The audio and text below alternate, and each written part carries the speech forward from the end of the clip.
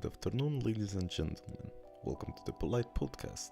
My name is Polite Man and I will be your main host for this series. In this pilot episode, whose idea I got from while working in my regular job. Since it is harder than I thought to find small YouTubers to interview, I've decided to put up a podcast every other week or on weekends, depending on whether I have time for this or not. Why I want to do them? Mainly because I like editing and giving my opinion where no one really cares about, and just simply reviewing ongoing news, while trying to see both sides of the story. Usually, I will try to get a partner for this podcast, just to get another opinion on topics discussed, and overall to not have a monologue going all the time. The structure of the podcast I will keep relatively simple. The first up to 5 minutes I will give some information about what's happening with my channel or life, and if I have a partner for that episode I will introduce them or allow them to introduce themselves. After that we will move on to the next part, which will be named Internet News, where we will discuss, you guessed it, internet related news. On the first episode the topic will be about Article 13, or is the end of the memes. You can always suggest the topic in the comments, but that's not all. On the third, and I think the last part, it will be a question answering time, whether we find unanswered questions in the internet that we find interesting, or we answer the questions given by the community, both mine and my partners, again if I get one.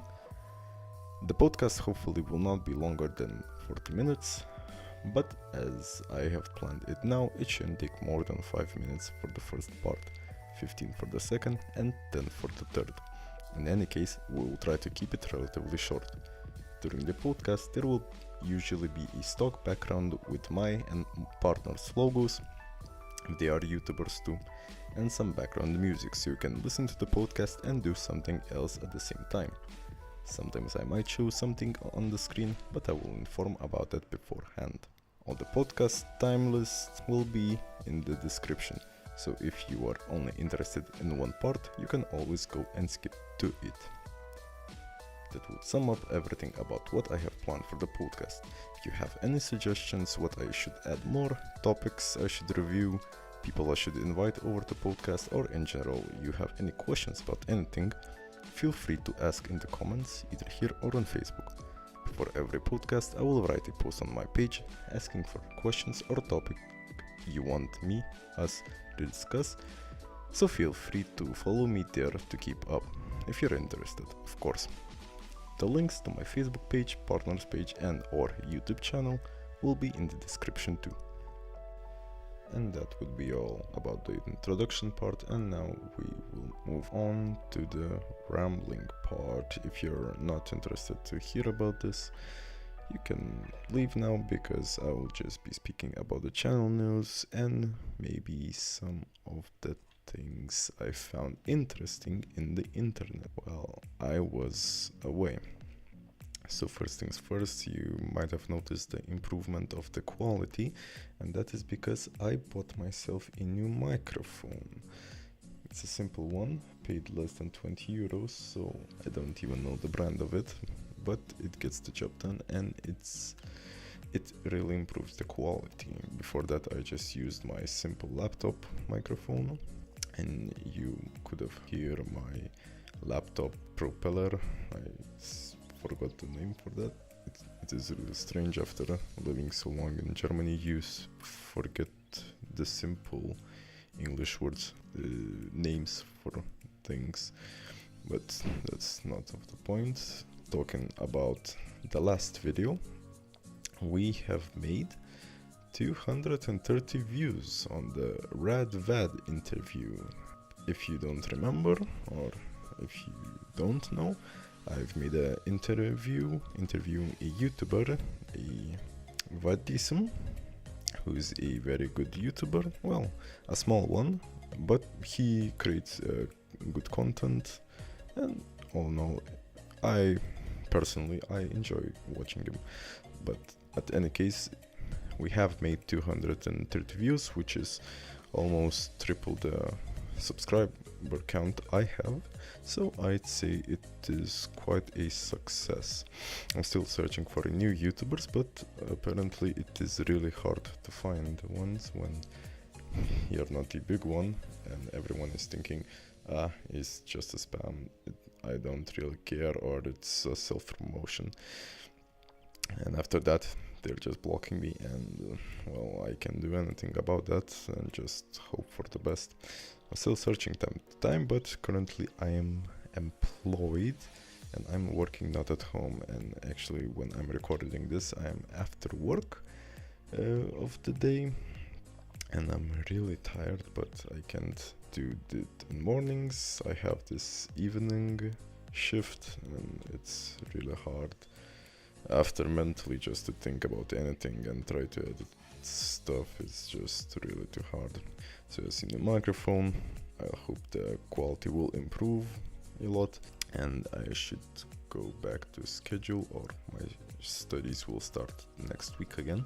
So I will be returning to schedule, what schedule? The editing schedule and programming schedule from the next week, hopefully, and from that point on I will be able to create more content if you guys are enjoying that. My page is doing, I don't know, well, I'd say. I rarely use it, and sometimes I use it just for the funds. It has 24 followers at the moment. It's a real fake Russian on the Facebook. If you don't know, I'm making fun of my name, as real fake Russian is kind of who I am. I'm kind of a Russian, but not. I can't call myself Russian because I speak poorly Russian and anything like that. I really don't know anything else what to speak about my channel, so I think we can just move on the internet news or some kind of approach to them, because I honestly don't want to speak now about anything what I really didn't research about. But what I can tell you that on the normal episode, not the pilot episode, I will be speaking, hopefully discussing, not only speaking about the Article 13. And what you really have to know about it is that last week, I think it was, the European Parliament passed a legislation with Article 11 and 13 that many people claiming to be the killer of the memes. What it really does is just it will make path harder to create memes, just of the legal content, legal approach, and everything else. So no worries, the memes won't die, or at least that's how we hope. We have no idea how it will go later on. But as for now, the 2019, I think April or May, will show the real results, because then until then the European Parliament has to describe better the law they are passing, and then we'll see if the, so to speak, internet war against the European Parliament will pass somehow or start, just because, of course, how can internet evolve or revolve without memes? Personally, it would be hard for me, because memes for me usually make most part of my life, not part of my life, most part of my life. I mean, it's good to watch a couple of memes here and there before laying in the going to sleep. That means around 1 hour in bed before sleeping, you just really just check the memes, check what's new. Well, sometimes 4chan, sometimes Reddit, sometimes 9gag. Well, it goes here and there, but honestly all the meme pages are just reposts of something original. Most of the memes happen on Twitter too. Well, the lowest point, of course, are the Facebook, but not moving away from point. The Article 13 is a really shocker in the internet at the moment, so that's why the first episode will be discussion about it. And you're happy, I'm happy I would be happy if you would also comment on this video, sharing your opinion on it, and I will try to include your opinion also in the podcast next time, of course. In other news, the Steam's first uncensored adult game release restricted in 28 countries. This a news post posted in PC Gamer, and it basically just saying the game Negligi Love Stories is Steam's first uncensored adult game, and it was approved and released last week as of the September 15th, I think, or 7th. I have no idea what the last week was, but its availability is now restricted in 28 countries, and I was really hyped for some reason. But Germany is one of the countries that is severely forbidden. What the strange thing is that Japan is also one of the countries that has forbidden the game in their country. And well, it's strange, but I think if they put some blurred parts here and there, I think the Japanese would be more than glad to have this game in their market too, just because, well, maybe it's stereotypical, but most of the Japanese games are quite weird, if you understand me or have idea about that too. But as the developers say, they do not want to put this under the I will just search quickly. They do not want to publish this under the radar, just because if Steam gets a fine because of them, they are the ones that have to pay, and in their words, the fine would most likely bankrupt their small indie developing team. I have really no idea what this game is all about, but it's adult mainly, and as the developers say, the stories themselves are adult in nature and style from start to finish. And if they censor the game so that everyone could play, it would remove a 90% of more of the content.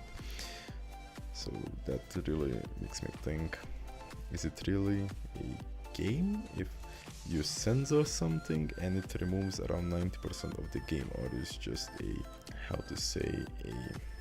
in reality a adult rated interactive pornography? It sounds like it, but maybe I am wrong about that.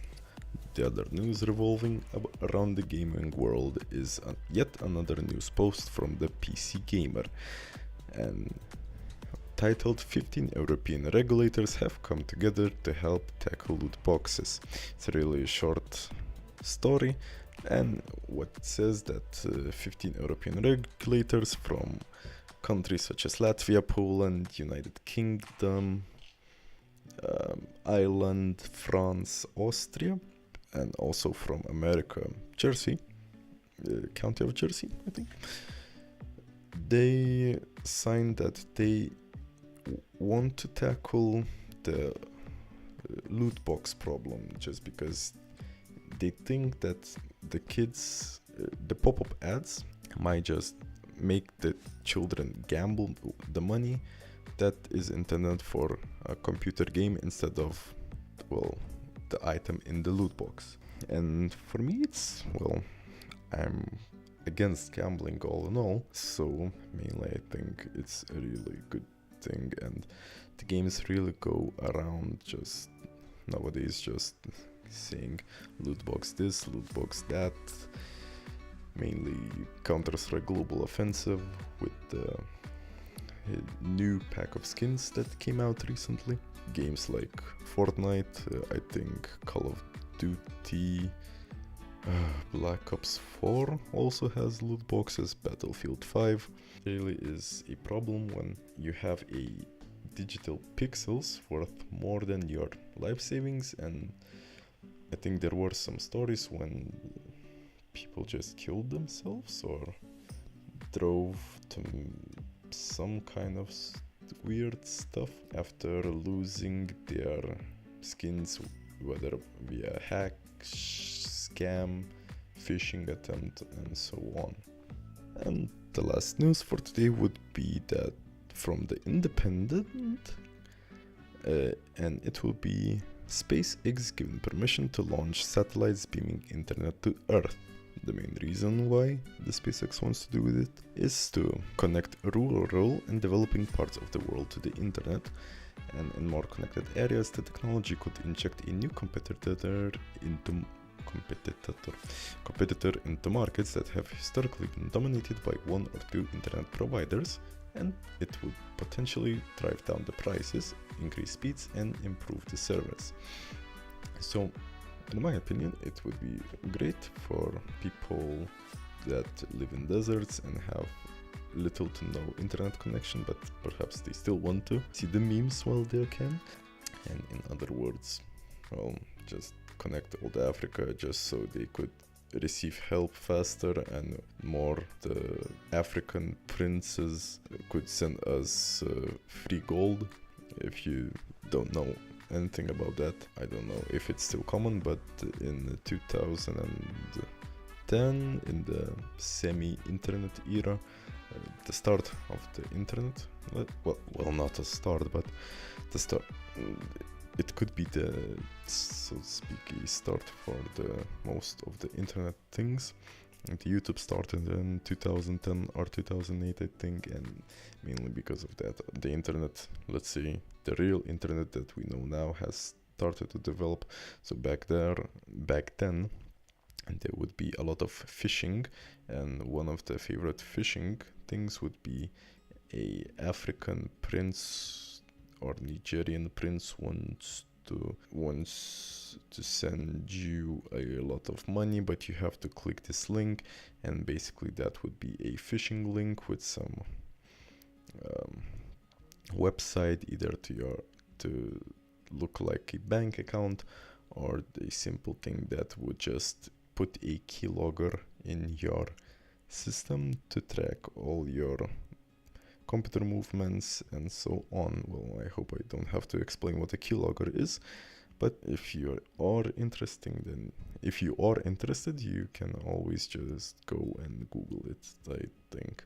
At any case, Chief Executive Elon Musk dreams to put 12,000 small satellites into low Earth orbit. We will see how it will help, if it will help, but personally I admire Elon Musk, what he does, and what he does is usually for the best. And that would be it for the internet news. I really have no mood only to talk by myself here all the time, thinking whether I'm speaking some sense, or how do you say it in English? I really forgot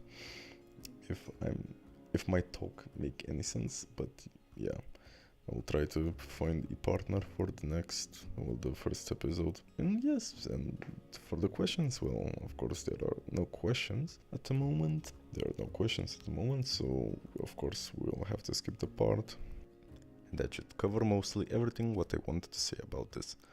I hope that it will be as interesting for you as for me, and thank you for spending your time to listen to this, and I wish you a wonderful day. Goodbye.